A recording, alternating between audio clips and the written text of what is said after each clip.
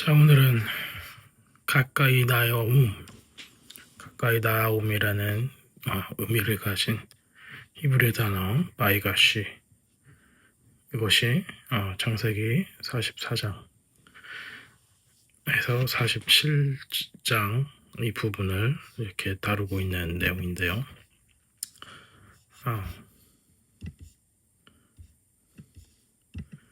특별히 창세기 44장 18절부터 시작을 합니다.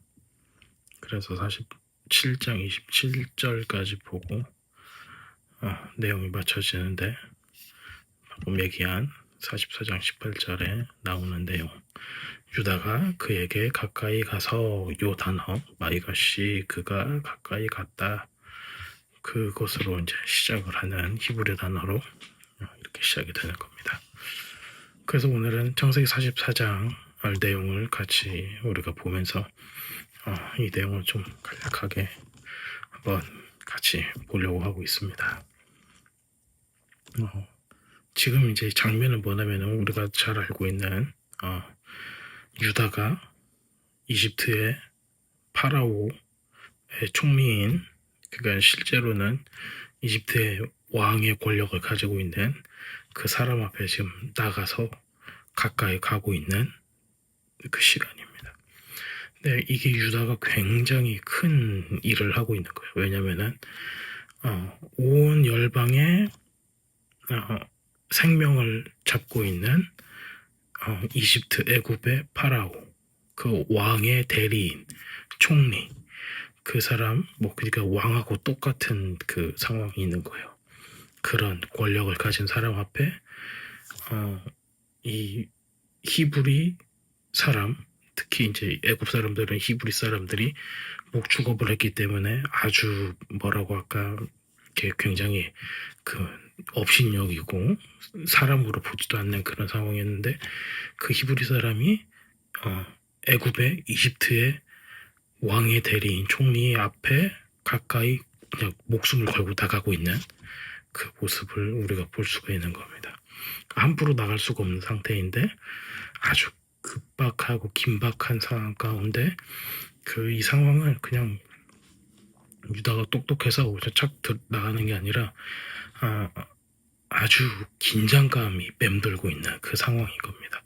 함부로 갔다가 그 주변에 있는 이 호위병이나 누구한테도 당장이라도 죽을 수 있는 그런 상황 가운데, 그러니까 유다가 자기의 이야기를 하는 거가 굉장히 용기가 있는 거고, 아주 큰 결심을 했기 때문에 자기의 목숨을 돌아보지 않고 어렵게 얘기하고 있는 그런 상황을 우리가 보고 있는 겁니다.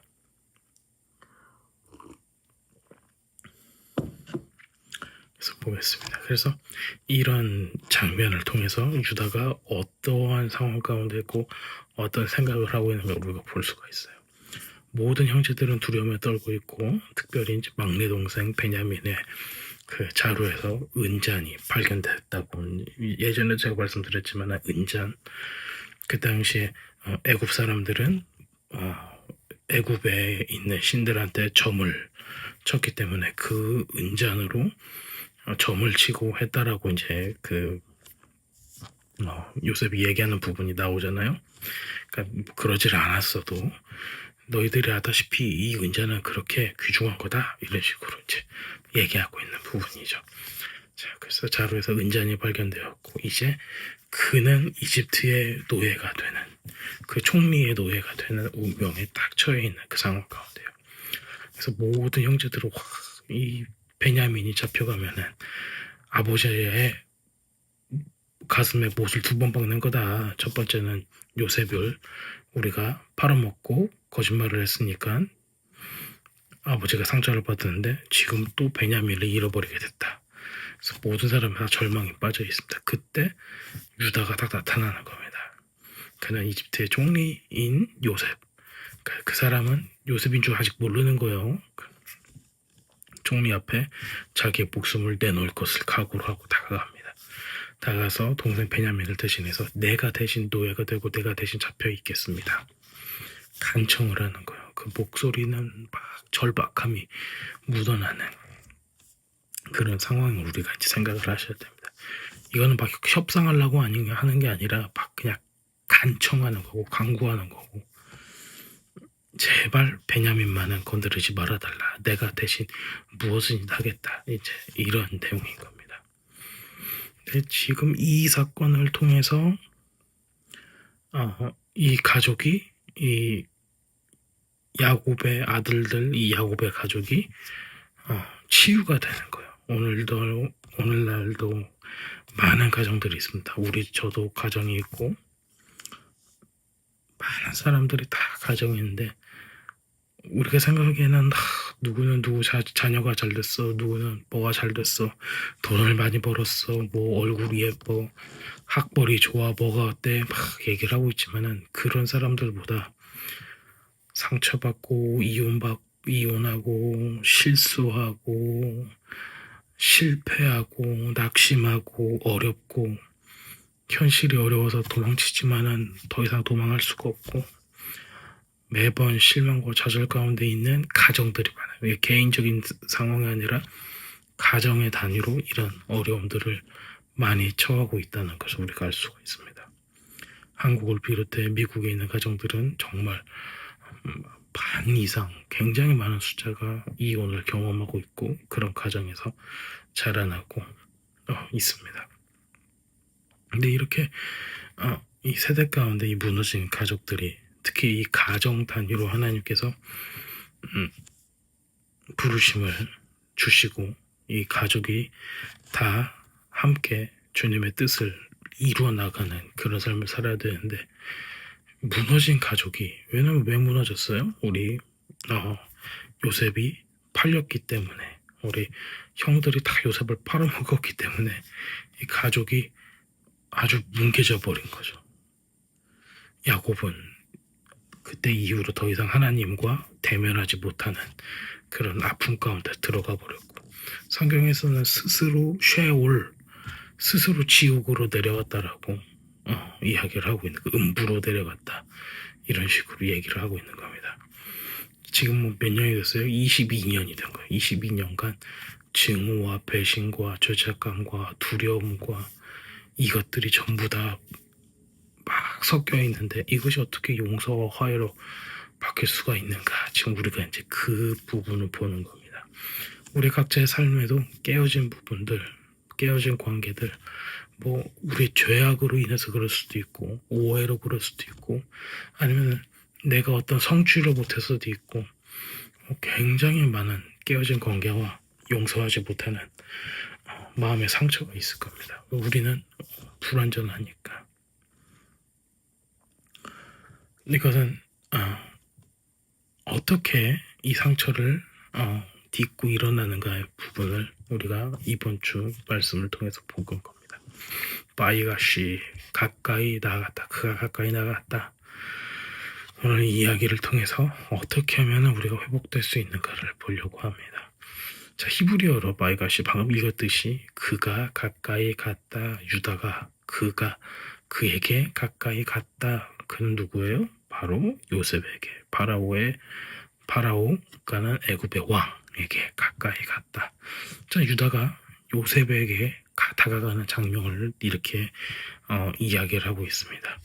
근데 이제 히브리적 관점에서는 이게 유다가 왕에게로 가까이 가는 메시아 왕국, 즉 그리스도의 나라의 그 예표로 나타나고 있다는 겁니다. 유다가 나간 이유는 뭐예요? 시몬이 간 것도 아니고 레위가 간 것도 아니고 유다가 가는 거예요. 즉 메시아의 혈통을 이야기를 하고 있는 겁니다. 요셉은 우리가 지난주에 배웠듯이 고난받는 종 메시아흐 벤 요세프라고 해서 고난받는 메시아의 모습을 보여주고 있는 그 모습입니다. 이제 바로 그 유다지파 즉 유다지파 이 주데야 유대인들이 메시아와 회복되는 그 모습을 또 예표로 보여주고 있는 예수님하고 회복되는 그 모습을 또 볼 수도 있습니다. 이 화해하는 이 모습을 통해서 장차 메시아이신 예수님, 예수 그리스도가 재림하실 때 유대인과 이방인이 연합되고 이 회복과 용서와 화해가 이렇게 나타나는 거. 그러면 하나님의 나라가 도래하는 것이 준비되어 있다. 이것을 예언적으로 우리가 볼 수가 있다는 겁니다. 우리는 죄의 책임을 지고 완전히 변화된 유다의 모습을 통해 오늘은 진정한 회개가 무엇인가 그 부분에 대해서 좀 나누겠습니다. 모든 고통을 하나님께서는 구원을 이 구속사의 계획으로 만드셨어요. 그래서 요셉의 이 어려운 상황도 하나님의 구원의 이 큰 그림의 일부가 되었던 것들을 우리가 볼 수가 있습니다. 여기서 굉장히 비극적인 내용도 나오고 막 정말 내 삶 가운데 요셉과 또 이 유다의 삶 이런 것들이 나타난다면은 비극으로 볼 수도 있고 혼돈으로도 볼 수가 있는 그런 상황인데 하나님께서 이 모든 사람들을 보이지 않는 손길 가운데 이끄시고 계심을 우리가 볼 수가 있다는 겁니다. 자, 다시 한번 읽어보겠습니다. 창세기 44장 18절에 유다가 그에게로 가까이 가서 내 주여 원하건대 당신의 종에게 내 주의 귀에 한 말씀을 아뢰게 하소서. 주의 종에게는 노하지 마소서. 주는 바로와 같으심이라. 바로는 누구예요? 파라오. 그러니까 애굽의 왕과 같다 이 얘기예요. 이전에 내 주께서 종들에게 물으실 때 너희는 아버지가 있느냐 아우가 있느냐 이렇게 물어왔다는 거예요. 자, 여기서부터 이제 쭉 읽어서 34장까지 읽어야 되는데 34절 그 부분을 제가 좀 읽겠습니다. 44장 34절에 그 아이가 나와 함께 가지 아니하면 내가 어찌 내 아버지 께로 올라갈 수 있으리까. 두렵건대 제 해가 내 아버지에게 미침을 보리다. 이렇게 하면 우리 아버지가 죽어요 라고 이야기를 하고 아버지를 위해서 이 얘기를 하는 겁니다. 자, 이 이야기를 우리가 이제 보고 있는데 화해의 문은 무엇으로 여는가 합니다. 화해의 문은 여는 열쇠는 회개라는 겁니다. 유다의 변화는 이 영적인 여정을 위해 강력한 분보기로 우리에게 나타나고 있습니다. 자, 20년 전에 이 요셉을 팔았던 장본인 그 아이디어를 내고 이 주축이 되었던 사람이 바로 유다였어요. 그리고 37장에 이 이야기가 나오고 38장에 다말 사건이 유다를 통해서 나타나는 그 이야기를 우리가 지난주에 배웠습니다. 자, 20년 전에 바로 유다가 누구를 팔았어요? 요셉을 팔았던 거예요. 그리고 이게 평행이 되어서 가룟 유다가 예수님을 판 것도 나타나죠. 자, 이렇게 이 모든 계획을 꾸몄던 사람이 유다예요. 그리고 이 유다가 38장에는 가나안으로 도망가고 또 다말 사건을 통해서 회개하고 돌아오고 이 참회하는 삶을 삽니다. 자, 37장 26절에 이렇게 나타나 유다가 자기 형제에게 이르되 우리가 우리 동생을 죽이고 그 피를 덮어둔 것들 무엇이 유익할까? 자, 이스마엘 사람들에게 팔고 그에게 우리 손을 대지 말자. 그냥 우리 동생이고 혈육이고 그러니까 팔자고 하는 사람이 누구예요? 바로 유다라는 거예요. 자, 그런데 이 결국에는 이스마엘 사람들한테 유다가 요셉을 팔아버립니다. 그리고 은을 받는 거죠. 자, 그러나 이것을 단순히 내가 이때 왜 그랬지 난 참 바보야 라고 생각하는 후회 단계를 넘어서서 자신의 삶을 던져서 이 책임을 지는 자기의 가장 막내 동생 베냐민을 책임을 지고 아버지를 위해서 자기의 목숨까지도 버리고자 하는 이 책임을 지는 그런 삶의 모습으로 변화가 되는 것을 우리가 볼 수가 있습니다.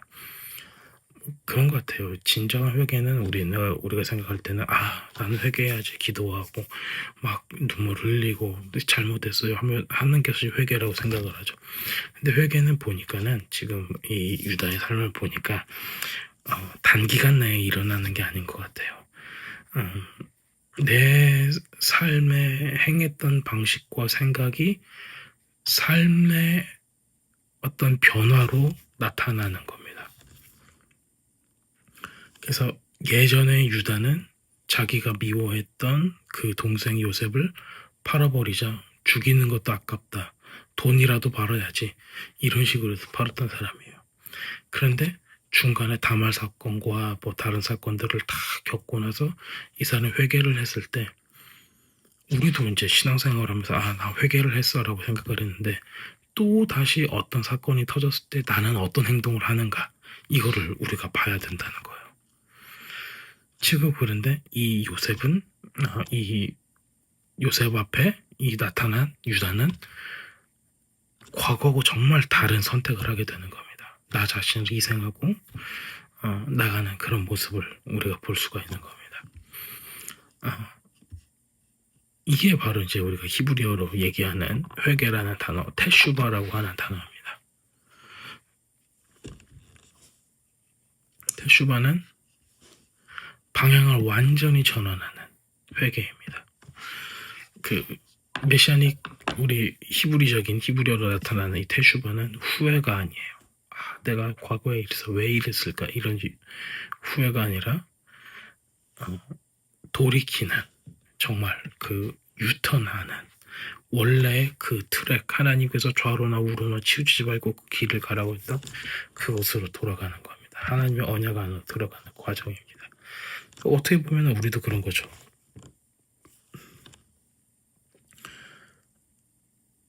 서양 신학 또 헬레니즘 우리가 생각하고 이것이 신학입니다. 이것이 우리의 신앙생활입니다라고 생각했던 것이 성경과 다를 때가 있어요. 여러분들이 성경을 읽고 있다라면 왜 교회에서 이렇게 가르치지 하는 그런 부분들이 분명히 있다라는 겁니다. 이런 부분에서 우리가 이런 부분을 말씀을 우리가 읽고 나서 말씀하고 다른 부분을 우리가 이게 무엇인가 알아야 돼요.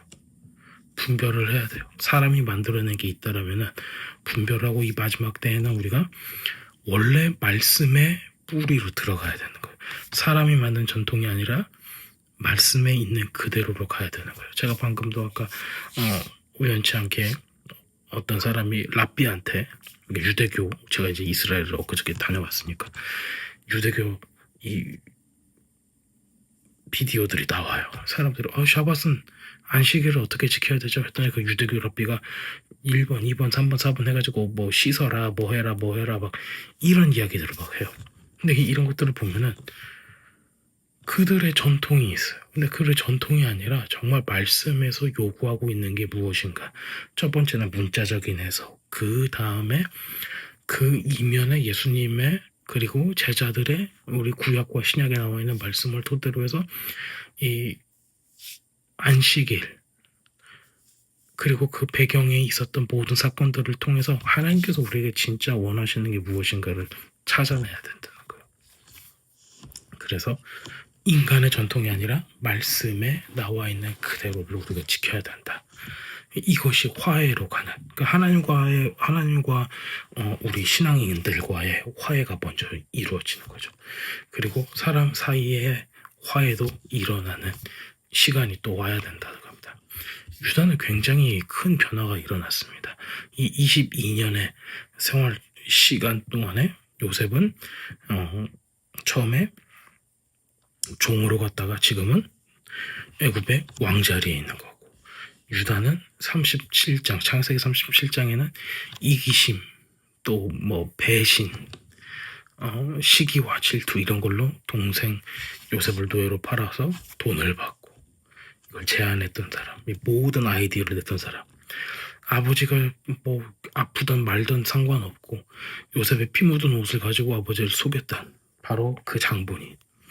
그리고 내가 혼자 한 게 아니야. 다른 사람의 죄를 자신의 죄인데 다른 사람의 죄라고 막 탓하고 이렇게 해버리고 도망가버리고 외면해서 어디로 도망갔어요? 가나안에 수아라는 사람의 딸하고 결혼하게 되는 이런 사건이 있었습니다. 근데 지금 창세기 44장에서 유다는 어떻게 돼요?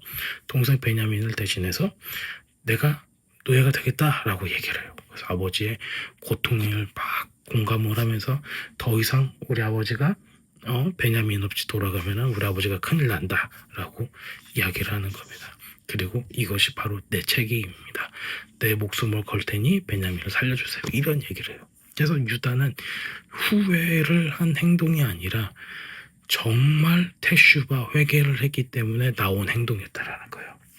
그래서 내가 한 행동을 이제는 책임을 지은다라는 것을 보여주고 있습니다. 과거에는 탓하죠.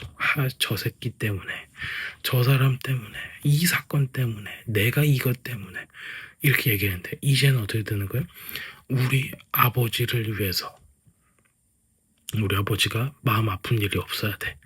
그러니까 나는 내가 책임을 지겠다. 내가 희생을 하겠다. 내가 뭔가를 잃어버린 한이 있어도 내 목숨을 잃어버린 한이 있어도 나는 이것을 지키겠다라는 그 삶의 결단과 모습을 보여주는 겁니다. 그래서 행동이 바뀌어버렸던 거예요. 책임을 지고 있습니다. 더 이상 과거에 비겁한 유다가 아니라 다른 사람을 위해서 고통을 감수하고 손해를 감수하는 사람. 이 사람이 죄에 대한 그것이 도망갔었잖아요. 창세기 38장에 보면은 도망가 버렸어, 가나안으로. 그런데 이제는 어떻게 돼요? 그거를 직시하고 내가 희생하고 내가 바로잡겠습니다라고 얘기하는 이런 완전히 변화된 모습을 보여주고 있는 겁니다. 요셉이 그 형제들에게서 간절히 보고 싶어 했던 이 태도가 바로 이 변화였습니다. 그 바로 회개라는 변화. 그래서 유다가 자신의 죄를 정면으로 마주하고 내가 희생하고 내가 모든 걸 쏟아서 이걸 바로 잡고 있다고 했을 때 그제서야 뭐가 일어났어요? 요셉의 마음 가운데 화해와 용서라는 거가 이제 계시적으로 들어가기 시작하는 거예요. 하나님께서 그 말씀을 하시는 거죠. 그러니까는 이게 어떻게 되는 거예요? 요셉한테는 하나님의 계시가 들어가니까는 내가 요셉이라고 자신 스스로를 밝히기 시작을 하는 겁니다. 이렇게 유다가 회개할 때, 유대인이 유다 사람이잖아요. 유다가 회개할 때 누가 밝혀져요? 요셉이 메시아가 예수님이 그리스도가 드러난다라는 거예요. 그래서 지금 우리가 생각하고 있는 이스라엘 유대인들이 예수님께로 돌아가야 된다 이거 있잖아요. 이게 예수님이 먼저 와야 된다는 거가 아니에요. 뭐가 돼야 돼요? 바로 유대인들이 내가 과거에 당신을 죽였던 바로 그 유다입니다. 당신을 죽이고 나는 가나안으로 도망가 버렸습니다. 열국으로 도망가 버렸습니다. 내가 바로 그 죄인인 유다입니다. 이 고백이 나오고 자신이 삶이 전체가 생각이 행동이 다 바뀌었을 때 이제 누가 드러난다는 거예요? 진짜 메시아이신 예수님, 요셉과 같은 요셉이 예표잖아요. 본체이신 예수님이 그들에게 드러난다라는 얘기입니다. 내가 요셉이다라고 얘기하는 거죠. 자, 이게 45장에 나타나요. 요셉이 시종하는 자들 앞에서 그 정을 억제하지 못하면 1절입니다. 소리질러 모든 사람을 자기에게로 물러가라 하고 그 형제들에게 자기를 알리니 그때 그와 함께한 다른 사람이 하나도 없었더라. 45장 2절 요셉이 큰 소리로 우니 애굽 사람에게 들림에 바로의 궁중에 들리더라. 3절입니다. 요셉이 그 형들에게 이르되 나는 요셉이라 내 아버지께서 아직 살아계시니까 형들이 그 앞에서 놀라서 대답하지 못하더라. 형들이 놀라서 대답하지 못하더라. 회개하고 나갈 때 예수님이 그들에게 드러내 보이시는 거예요. 그러면 그 형들이 유대인들이 어떻게 하겠어요? 놀라서 대답하지 못하는 역사가 일어나는 거예요. 두 가지가 있겠죠. 처음에 저분이 메시아였구나. 저 왕이 요셉이었구나. 근데 동시에 무슨 생각이 와야 돼요? 내가 과거에 한 뭐가 생각나요? 죄가 생각이 나는 거예요. 그러니까 나는 죽었구나. 나는 큰일 날 수 있겠구나. 어떻게 해야 되지? 두려움이 같이 오는 거예요. 이런 상태까지 이렇게 오게 되는 겁니다. 바로 이게 하나님의 큰 계획을 이 창세기를 통해서 보여주고 있는 거예요. 지금의 유대인들도 어떻게 변화되고 예수님을 만나고 어떤 역사가 일어나야 되는가 이것을 이렇게 우리에게 보여주고 있는 겁니다. 그래서 이 45장은 이 장면들을 이 회복과 용서와 이 한 가정이 변화되고 다시 회복되고 이 하나님 나라가 도래하는 그 모습을 특별히 이 마지막 때 가운데 유대인들이 변화되는 어떻게 변화될 수 있는가 이 모습을 생생하게 계속 묘사하고 있어요. 이거는 굉장히 큰 어떤 예고편처럼 유대인들의 이스라엘이 지금 현재 이스라엘이 어떻게 주님께로 돌아가고 예수님을 영접할 수 있는가 이 모습을 보여주고 있습니다. 곁에 있던 모든 이집트 사람을 내보내죠. 그리고 방 안에 형제들만 남을 때 그제서야 모든 그 감정들이 무너져 내리고 큰 소리로 울기 시작을 합니다. 이제 통역사도 없는 거예요. 통역사 없으니까는 무엇으로 얘기해요? 히브리어로 얘기를 하고 있는 거예요. 어떤 학자들이 이렇게 얘기해요.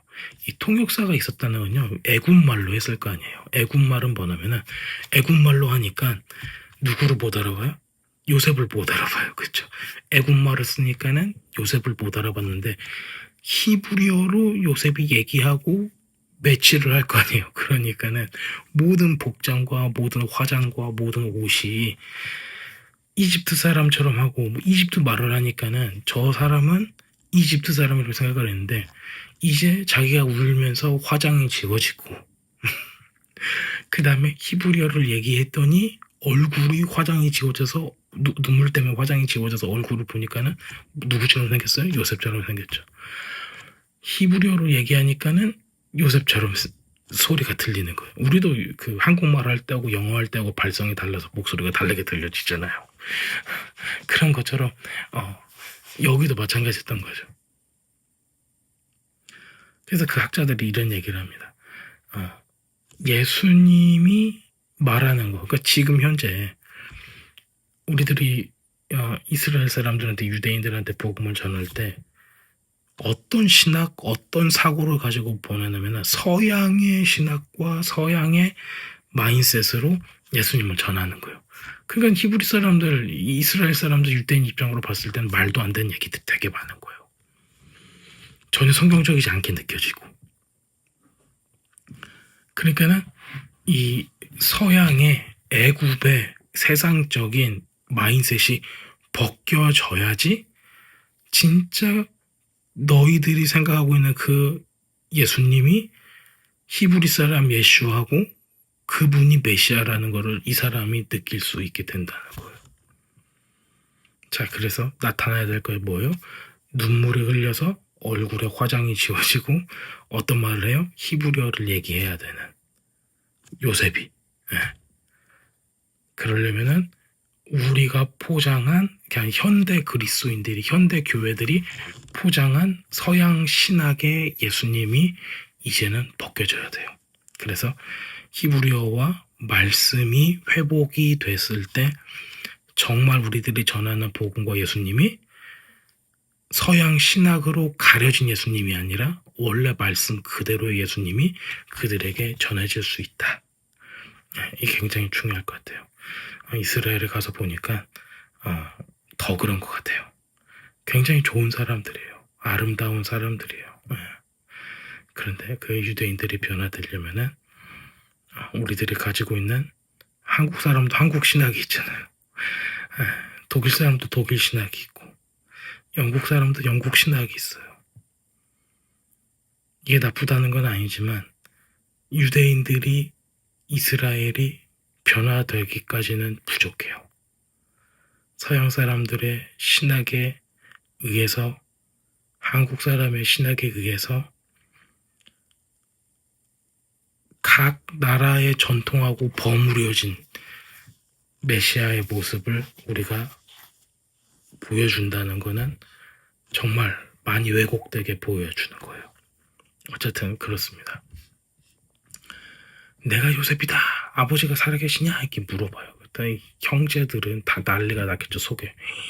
말도 안 돼. 그러면서 좋기도 하지만 뭐가 같이 와요? 두려움. 내가 예전에 저렇게 했었는데 동생한테 그냥 그대로 얼어붙었겠죠. 그 앞에서 놀라서 대답하지 못한다 이렇게 얘기하잖아요. 22년 전에 우리가 팔았던 그 동생, 아무리 찾아도 못 찾았던 그 동생. 근데 지금 이집트의 총리, 이집트의 왕의 대리인이 되어서 그들을 죽일 수도 있고 살릴 수도 있는 그 authority, 모든 권위를 가지고 왕의 권위를 가진 사람이 되어 있었다는 겁니다. 죄책감도 있었겠죠. 공포도 있었겠죠. 두려움과 죄책감과 어땠을까요? 내가 죽였던 그 예수와 예수님이 진짜 우리의 메시아였다는 것을 이 사람들이 깨달았을 때 이런 느낌이었을 것 같습니다. 그래서 지금은 단순히 그 이상가족 찾기, 잃어버린 동생 찾기 이런 느낌이 아닌 거예요. 하나님의 큰 계획이 드러나고 나타나는 순간입니다. 유대인 랍비 그 호페츠 하임이라는 사람이 이렇게 주석을 달아놨더라고요. 이 요셉이 내가 요셉이야 이렇게 얘기했을 때 비로소 하나님의 전체 계획이 형제들한테 나타나기 시작을 했다. 지난 22년 동안의 모든 고통과 혼란스러운 순간들이 하나님께서 예비하시고 준비하신 그림으로 맞춰지기 시작했다. 그들은 겪은 모든 일이 결코 우연이 아니었음을 깨달았다. 더 나아가서 이 순간은 우리에게 종말론적인 소망을 보여준다. 이 랍비 호팔츠 하임은 이렇게 이야기합니다. 장차 오실 그날에도 이와 같을 것이다. 하나님께서 친히 자신을 드러내고 내가 하심이다, 내가 주님이다 라고 선포할 때 어떤 역사가 일어나는가? 우리 눈에 비늘이 벗겨지고 장막이 걷히고 우리의 모든 역사들을 통틀어서 우리에게 일어났던 모든 가슴 아픈 일, 비참했던 일, 이 모든 일들을 우리가 비로소 이해하게 될 것이다. 요셉의 계시 앞에서 요셉이 스스로 드러내는 이 계시 앞에서 형제들의 모든 혼란이 순식간에 사라졌듯이 메시아께서 온전히 드러날 때 인류의 모든 역사의 모든 의문과 혼란과 아픔과 상처들도 이게 왜 일어났는가? 하나님께서 왜 이 민족을 이렇게 아프게 하셨는가? 이것도 하나님의 온전한 완성된 그림을 보게 될 것이다. 이거는 신학자가 얘기한 게 아니라 유대인 랍비가 얘기한 거예요.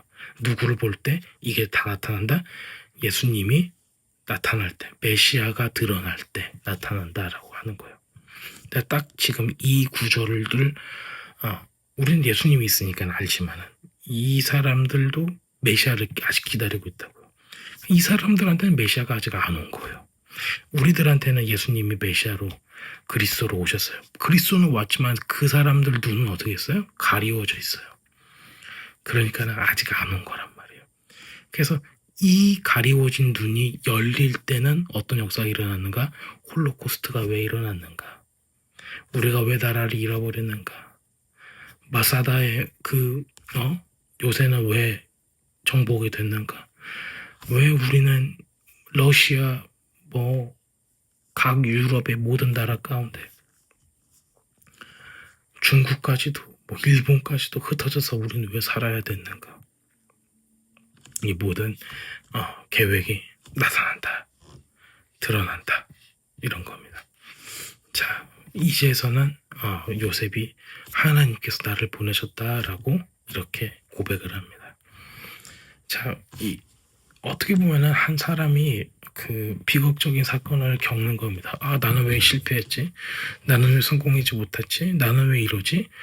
이런 인간의 비극, 삶 가운데 항상 겪는 그 비극을 그냥 거기서 주저앉아 버리면은 그 비극으로 끝나버리는 거예요. 그런데 하나님께서 우리에게 주신 분명한 약속이 있다는 겁니다. 그래서 이것을 하나님 안에서 승리로 이끌기 위해서는 이 어려움이, 이 아픔이, 이 비극이, 이 두려움이, 이러한 사건이 우연이 아니야. 하나님께서 우리를 연단시키고 그곳으로 가는 거야. 하나님께서 계획해 놓으신 그 큰 그림을 따라서 우리는 그곳으로 가고 있어. 이걸 계속 우리가 생각하고 가야 되는 겁니다. 하나님의 주권적인 계획을 우리가 하나님의 개입이 또 있을 것을 우리가 신뢰하고 그 길을 계속 따라서 가는 겁니다. 자, 요셉은 이렇게 얘기합니다. 45장 5절에 이렇게 얘기해요. 자, 당신들이 나를 이곳에 팔았다고 해서 근심하지 마소서, 한탄하지 마소서. 하나님이 생명을 구원하시려고 나를 당신들보다 먼저 여기에 보내셨습니다. 자, 이 땅에 2년 동안 흉년이 들었으나 아직 5년은 밭갈이도 못하고 추수도 못할지라. 하나님의 큰 구원으로 당신들의 생명을 보존하고 당신들의 후손을 세상에 두시려고 나를 당신들보다 먼저 보내셨나니 그런즉 나를 이리 보내신 이는 당신이 아니요 하나님이시라. 하나님이 나를 바로에게 아버지로 삼으시고 그 온 집의 주로 삼으시고 애굽 온 땅의 통치자로 삼으셨나이다. 바로에게 아버지를 삼으셨대요. 그러니까 지금 파라오 왕보다 높은 사람이라는 거예요. 자, 이게 바로 요셉의 관점입니다. 왜냐하면 요셉은 이제서야 형들을 보고 회개한 형들을 보니까는 하나님께서 나를 왜 여기로 보내시고 이 아픔을 겪게 하셨는가가 이제 완전히 그 퍼즐이 드러나고 있는 거예요. 여기서 나타나는 게 이스라엘의 남은 자 쉐에리트라는 단어가 나옵니다. 그래서 하나님의 더 큰 구원의 계획의 일부 가운데 내가 있습니다라고 고백하는 거예요. 히브리어로 남은 자라고 얘기하죠. 자녀물, 남은 자. 영적 전쟁, 영적인 이 끝까지 남은 사람. 이렇게 얘기하고 있는 겁니다. 메시아이신 예수님께서 오심으로 유대인 중에서 믿는 자들을 통해서 하나님의 언약이 계속 지속되고 궁극적으로 모든 민족 이 구원을 이루게 된다. 그래서 우리에게는 남은 자가 있다. 남은 자는 하나님의 충성스러운 사람, 거룩한 사람들 다 잘려나가더라도 이 그루터기는 남아있다. 그래서 그 남은 자를 계속 얘기를 하고 있는 겁니다. 예수님의 사역을 통해서 이스라엘의 영적 회복이 일어나는 것이 바로 이 남은 자를 통해서 일어나는 겁니다. 이 사람들은 원한을 품는 대신에 하나님의 목적을 찾아서 거기에 반응하는 사람들입니다. 형제들의 죄를 무작정 덮어주는 것이 아니라 그 죄도 선용하시는 하나님의 주권을 선포하는 거예요. 그 형들이 잘못했던 거를 용서해줄게 이 정도로 끝나는 게 아니라 그것도 하나님의 계획 가운데 있습니다. 모든 것이 하나님의 주권 가운데 있습니다. 라고 고백하는 이 모습입니다. 그래서 이제 이 남은 자라는 개념이 지금으로 시작해가지고 계속 나타나요. 그래서 이사야서에서도 남은 자가 나오고 예레미야서에서도 남은 자가 나오고 계속 나와요. 그래서 모든 사람이 하나님의 뜻을 따라가지는 못해요. 하지만 이 남은 자는 따라갑니다. 그래서 요셉의 사명은 이스라엘 가족이라는 물리적인 남은 자, 이 얼마 안 남은 이 사람들을 보존하는 거였어요. 우리도 이같이 예수님의 사명이 이스라엘의 영적인 남은 자를 보존하기 위해서 결국에는 큰 구원을 이루기 위한 것이라는 겁니다.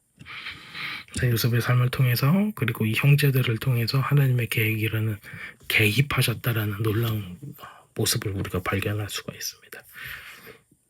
삶의 단편적인 사건들, 어려움들 이 모든 것들이 하나님의 손길 가운데 정교하게 나타낸 큰 그림을 우리가 볼 수가 있습니다.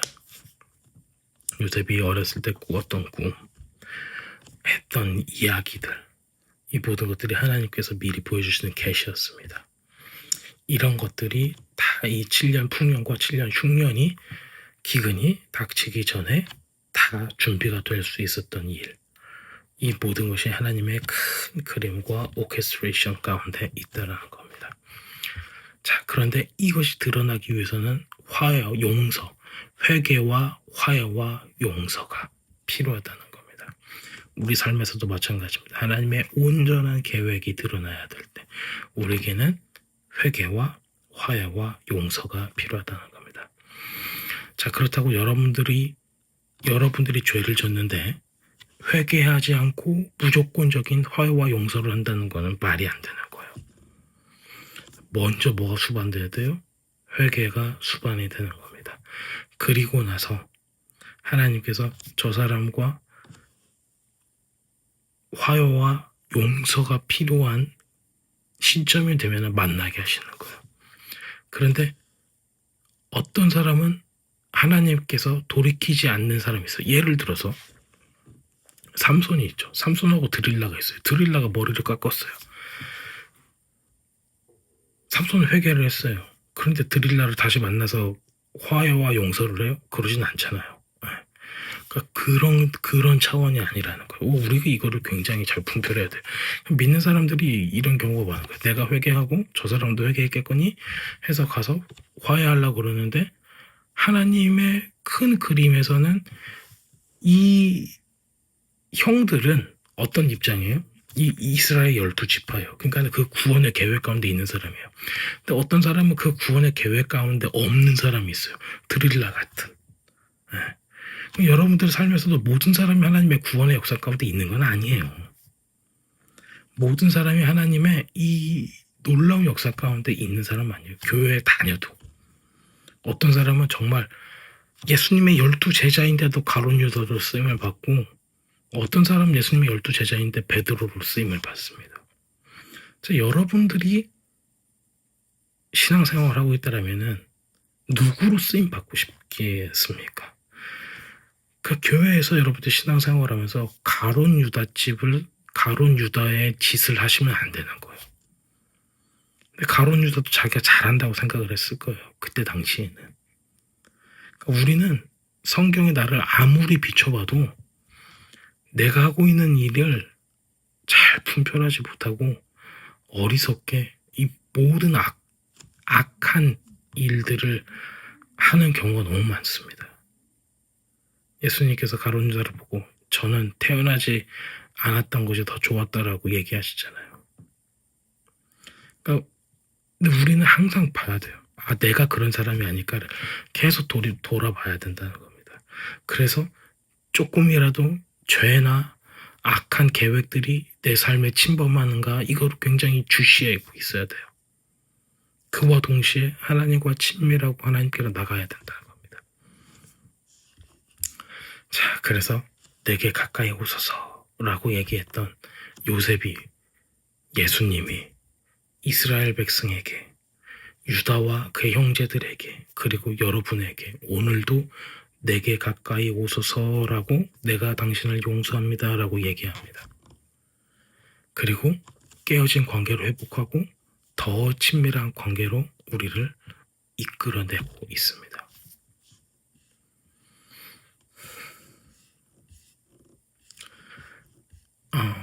오늘 그래서 이 말씀을 통해서 하나님의 큰 계획을 생각하고 첫 번째 우리의 삶 가운데 있는 큰 계획 그리고 이스라엘과 유대인을 향한 하나님의 큰 계획 여러분들이 선교하고 여러분들이 신앙생활하고 섬기고 있는 모든 교회에 있는 어려움들과 이 불화가 있다라면은 하나님의 큰 계획이 드러나고 회개의 역사와 용서와 화해가 일어날 수 있도록 하지만 그 용서와 화해가 모든 사람한테 통하진 않는다는 거예요. 이 가족들은 괜찮지만 삼손이 드릴라하고 다시 화해하고 다시 결혼하지 않았던 것처럼 죄하고는 연합이 다시 되면 안 되는 거예요. 자, 오늘도 이 말씀을 통해서 여러분들의 삶 가운데 하나님의 놀라운 역사가 일어나길 소원합니다. 다음 주에 또 뵙겠습니다.